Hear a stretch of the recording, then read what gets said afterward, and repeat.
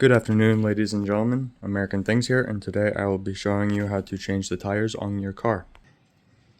Okay, so the first step in taking the wheel off the car is first you have to break the torque on the lug nuts.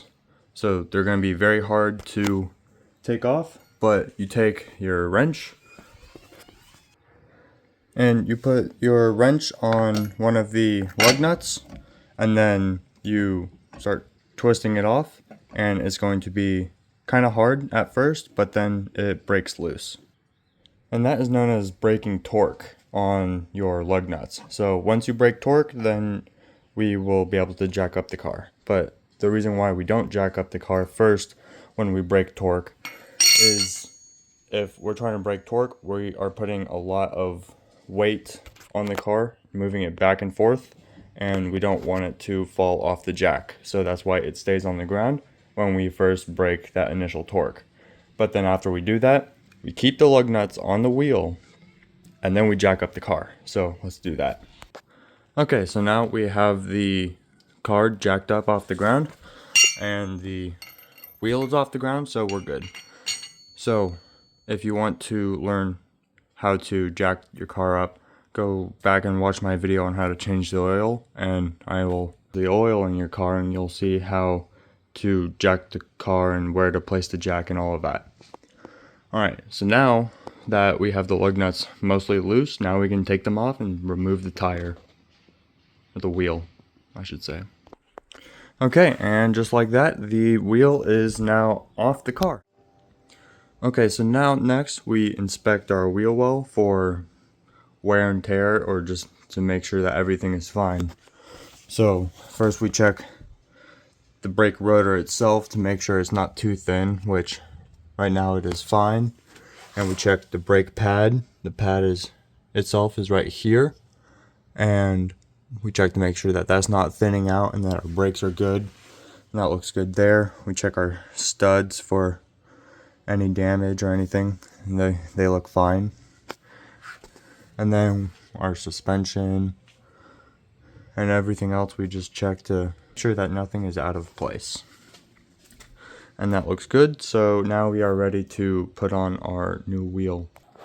Alright, so when I first took these wheels off of the car, I put a piece of tape on them and marked them. So FR for front right, we are on the right side of the car, and this is the front wheel. And just to make sure that when I put them back on, that I put the right wheels in the right spots for balance and all of that. So just a good little tip is to mark which wheel goes where when you first take them off, so that you can remember for next time you put them on. Alright, let's get this on the car. Okay, now I have the lug nuts on the wheel, fingered tight. So we do that to make sure that we do one last test to make sure that the wheel is seated on the hub properly, so that we don't put the wheel on incorrectly to where it's not aligned, because then it will be shaking and it will just fall apart, and that's not very good. So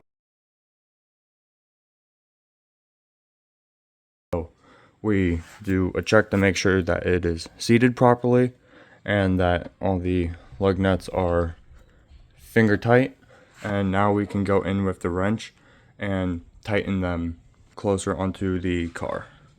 So we grab our wrench, and you want to go in a cross pattern. So with 5 lug nuts, we can start here, and then we go across to here, and then up to here, down to here, and then up to here in a star pattern.